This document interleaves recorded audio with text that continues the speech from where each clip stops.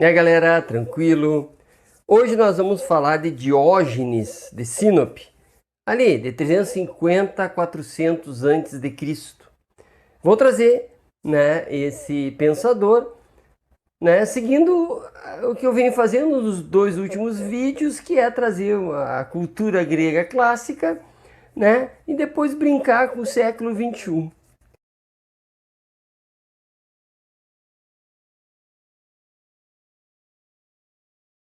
Pois bem, quem foi Diógenes? Ele foi um cínico. E aqui temos que entender cínico, evidentemente, não no contexto contemporâneo, que é extremamente negativo chamar alguém de cínico, mas vamos pensá-lo no sentido da escola cínica. E, portanto, lá na Grécia clássica. Há quem diga que nem escola foi, porque os cínicos, notadamente Diógenes, que foi o maior expoente, eles não acreditavam em hierarquia, não é? Eles não acreditavam em um ensinamento por ele mesmo, ou seja, ensinar porque é bom, né? Aprender é bom, ensinar é bom, hierarquia, prédios, disciplina. Eles não acreditavam nisso. Portanto, há quem diga que era um modo de viver. Entretanto, a filosofia escolheu, os historiadores, os filósofos, passaram a chamá-los de escola, portanto, também vou dizer, mas a escola cínica. Pois bem, como funcionava a cabeça do meu amigo Diógenes? O Diógenes, ele se dizia um cidadão do mundo. Por que cidadão do mundo? Porque ele foi expulso da cidade dele e estava em outra cidade. Portanto, ele não era um cidadão. E ele, por não ser daquela cidade, ele não se sentia vinculado às regras, às normas, às leis daquela cidade. Mas também era muito mais do que isso. Diógenes, ele pensava que, assim como os animais, o ser humano deve viver com o mínimo, com um dispêndio mínimo de energia para a sua subsistência.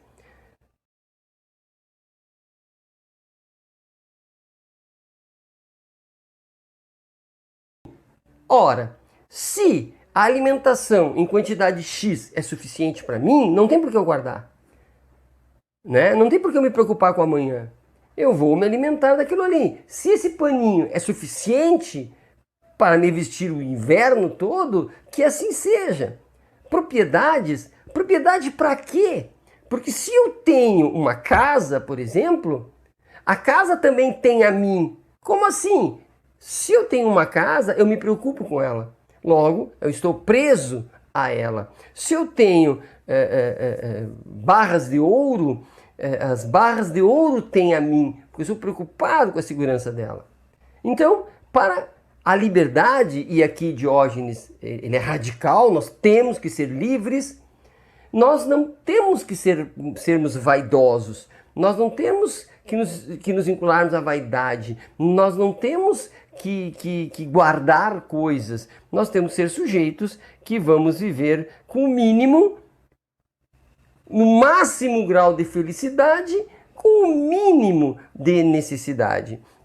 Inclusive, eles eram chamados de os cães, no sentido de que vive com o suficiente. O cãozinho ali vive com o suficiente. Portanto, Diógenes, ele vivia de doações de alimentos e pedia dinheiro, E ele não via demérito nisso. Por quê? Porque ele racionalmente entendia que o melhor caminho era esse: ter o mínimo para sobreviver, portanto, gozando da vida humana ao máximo, racionalmente escolhendo caminhos de economia, nesse sentido, economia de energias, e, portanto, ser um sujeito livre, livre para falar, um sujeito autossuficiente, ele não precisava de ninguém, portanto, ele não precisava puxar saco de ninguém, ele não precisava agradar ninguém, ele não precisava responder a ninguém. né? Ele não precisava nada, ele fazia o que queria. Dizem que ele se masturbava em público, fazia xixi em público, porque sequer esta moralidade, essa da cidade, essa moralidade do homem médio, nem isso ele precisava seguir. E ninguém podia nada contra ele. Por quê? Porque ele era autossuficiente, ele não precisava de nada, ele não precisava de ninguém.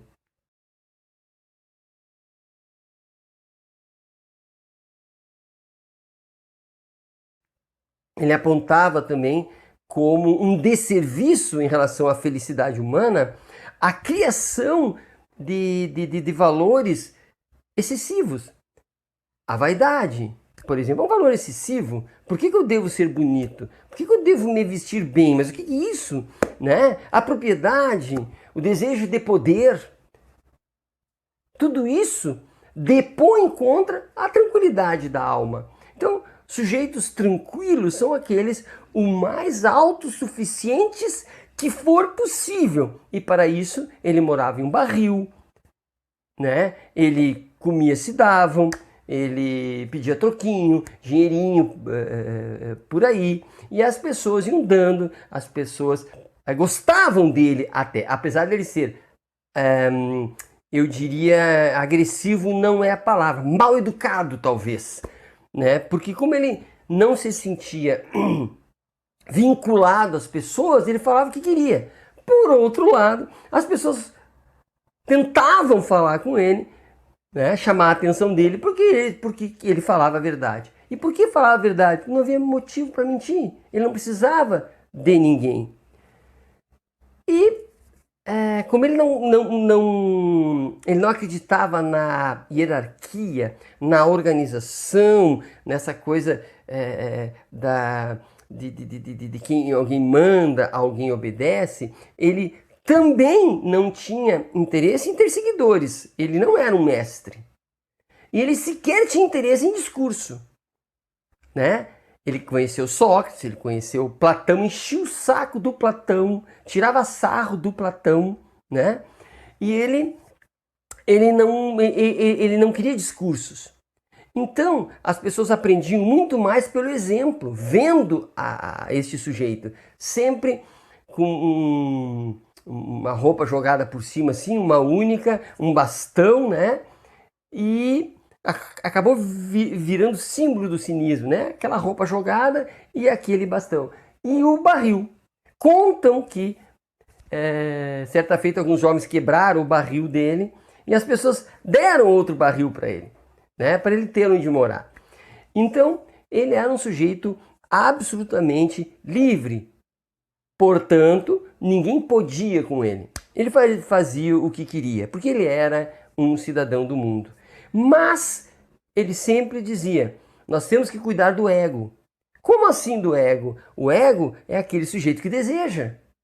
E o ser humano, porque parece, em primeiro momento, que ele queria que nós agíssemos como animais, do mínimo, comer, beber e transar. Não. Ele dizia, nós temos o nosso lado animal, claro, que precisa do mínimo para subsistir, mas temos a razão para controlar isso e temos o desejo, o ego, o desejo. E o desejo infla as necessidades. O desejo é uma porcaria, porque o desejo não te deixa ser feliz. Ele fica sempre colocando coisas na cabeça, queira isso, queira aquilo, compre, tenha, guarde, minta, enfim, seduza as pessoas. E ele era, vamos dizer assim, e com ele não funcionava, porque para ele isso era um problema. O ego deve ser controlado para que tu tenhas paz de espírito, para que tu possas ser feliz, para que tu possa refletir, para que tu possa, enfim, fazer aquilo que te der na cabeça. Né? Que tu possa dizer, ele gostava muito não só da liberdade física, óbvio, de ir e de vir, mas de expressão. Apesar de que ele queria liberdade de expressão, mas ele falava muito pouco. Tinha que se esforçar para chamar a atenção dele, porque ele não precisava de nada. Imaginem, né, a situação. Contam também que Alexandre o Grande chegou até ele, né, ouviu falar dele, chegou até ele, ele estava no barril, né, e disse para ele, Diógenes, pede o que tu quiseres que eu te dou.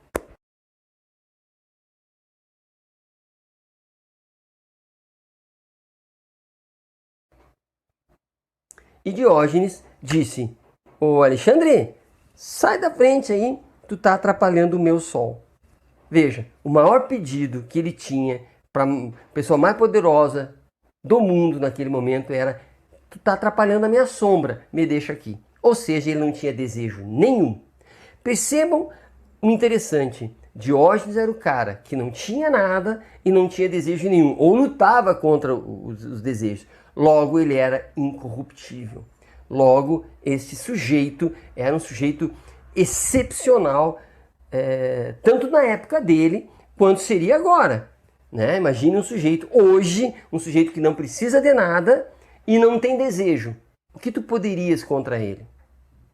Né? Pensa na nossa sociedade atual, século XXI, Brasil, né? Um sujeito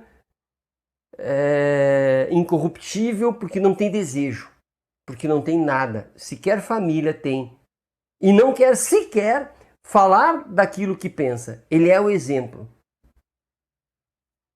Então, é sedutora essa imagem, e eu vou dizer por que é sedutora. Primeiro, pelo óbvio, né? Percebam o poder que tem quem nada tem. Poder no sentido, tu não podes nada contra ele. Porque perceba, a sociedade ela é montada na posse. E todo mundo se assusta quando se fala em mexer na posse. Ai meu Deus, mexeu na posse. Mas se eu não tenho posse, o que tu podes contra mim? Outro detalhe que ele chama atenção, a sedução. Se tu tem desejo, se tu queres ser rico, se tu queres ter posse porque hoje tu não tem, se tu queres ser bonito porque hoje tu acha que tu não é, se tu queres, tu é seduzível. Alguém pode te prometer e tu vai cair na conversa, né? Porque tu tem desejo e alguém diz que poderá te ajudar na consecução desse desejo. Logo, né? Tu pode te corromper. Agora, imagine a fortaleza moral que alguém que não tem nada, não deseja nada, tem em relação a quem é proprietário de coisas e a quem está submerso em desejos, portanto, altamente corruptível. Então, essa reflexão, ela é genuína, mas existe aqui dois problemas gigantes que podem destruir isso. Né? Destruir no sentido de, será que isso existiria hoje? Isso é prático? Né? A reflexão permanece, pelo amor de Deus. A ilusão do ter e a ilusão do querer ser, a ilusão do querer ter, né? Como um problema ético ainda existe. Mas nós temos aqui dois problemas que eu vou trazer. Problema número 1, ele por ser apolítico, avesso a política, ele, por se dizer não cidadão, mas cidadão do mundo, mas que não se envolvia em política, não se envolvia em discussão, não se envolvia em guerra, não se envolvia em nada, né? O que poderia acontecer? A pessoa apolítica, ela é vítima da política. Ou seja, se ele vivesse hoje num barril na praça da minha cidade, né? É possível que a guarda municipal, em função das leis do município, politicamente desenvolvidas, votadas e vigentes, pegariam o barrilzinho dele e tirariam ele. E aí ele ou continuaria lá, portanto, desobediência civil, um ato político, ou ele continuaria político, cederia e ia embora, e então desapareceria todo o exemplo dele desapareceria, porque ele sumiria e iria embora. Percebe? Ser apolítico é impossível. Ou o desejo de ser apolítico é ruim, porque a pessoa desaparece e outro vai para o lugar e resolve as questões da cidade a seu bel prazer, porque os apolíticos não se envolveram. Então este é um problema que o Diógenes teria hoje. Outro problema. Diógenes só poderia existir numa sociedade economicamente desenvolvida. Por quê? porque ele vivia de doações, ele vivia de sobras, ele vivia de migalhas. Portanto, é preciso uma sociedade que produza sobras, migalhas e que esteja em condições de doar um dinheirinho para ele. Então, só existiria um sujeito avesso à atividade produtiva se outros produzissem para ter excedente. Percebem os dois paradoxos? O sujeito é político impossível e viver de esmolas. É preciso que haja condições de ganhar essa esmola. É preciso que a sociedade esteja evoluída economicamente, tecnologicamente, socialmente, politicamente, para haver sobras para que esse sujeito possa pedir. Portanto, nós já temos aqui os dilemas insolúveis, talvez. Né? Talvez alguém, ao me assistir, vai achar uma solução para isso. Né? Como pode o pensamento do Diógenes existir hoje? Mas o que vale, meus amigos, o que vale do meu amigo Diógenes é o poder que tem alguém que não tem desejo e não tem posse. Percebe? Não tem desejo e não tem posse. Se fosse possível a existência desta figura, não é? Nós mudaríamos as questões éticas, as questões morais radicalmente. Então, o que é possível hoje refletirmos do pensamento do Diógenes? É possível refletirmos o quanto nós estamos submetidos à propriedade, ao valor propriedade, ao ter, e o parecer ser, e o parecer ter, porque não é só ter, tem que parecer ter, né? E o quanto estamos submetidos ao desejo, querer ter, querer mais ter, querer ser mais, muitas vezes coisas completamente dispensáveis, a ponto de esquecermos que nós podemos viver. Nosso ego, nosso corpo pode viver com muito pouco, muito pouco. E se nós pudermos pensar a política, se nós pudermos pensar a propriedade, se nós pudermos pensar a distribuição das benesses, distribuição das riquezas, distribuição dos bens, sob o ponto de vista que nós precisamos de muito pouco, né? Vai sobrar muito para a gente dividir com quem tem nada ou tem quase nada. Se todos nós podemos relativizar o poder que tem a propriedade sobre nós, a ideia de propriedade, o princípio de propriedade sobre nós, se nós pudermos relativizar o princípio que tem, o domínio que tem o desejo, né?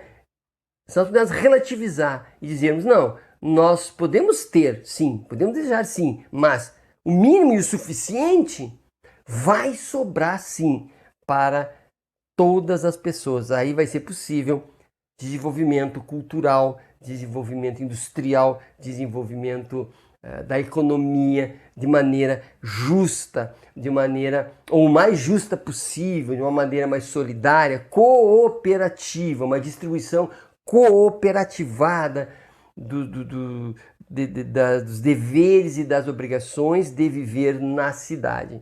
Portanto, Diógenes não precisa ser esquecido, ao contrário, que todos nós possamos ser bastante Diógenes na hora de relativizar o ter e o querer ter, né? Na hora de relativizar o meu desejo, que nós possamos ser Diógenes, mas não sejamos Diógenes enquanto sujeito que quer ser apolítico, um apátrida eterno, alguém tão livre que quer não fazer parte das discussões da polis, da discussão da cidade, e que não queiramos viver, de certa forma, com doações, né, da sociedade. Não, que mereçamos tudo aquilo que nós temos. Mereçamos o nosso emprego, mereçamos a nossa dignidade, mereçamos o que somos, o que temos, o que pensamos, pelo esforço, mas um esforço cooperativado e partido do princípio que o mínimo é o mais. Certo? Abraço e até a próxima.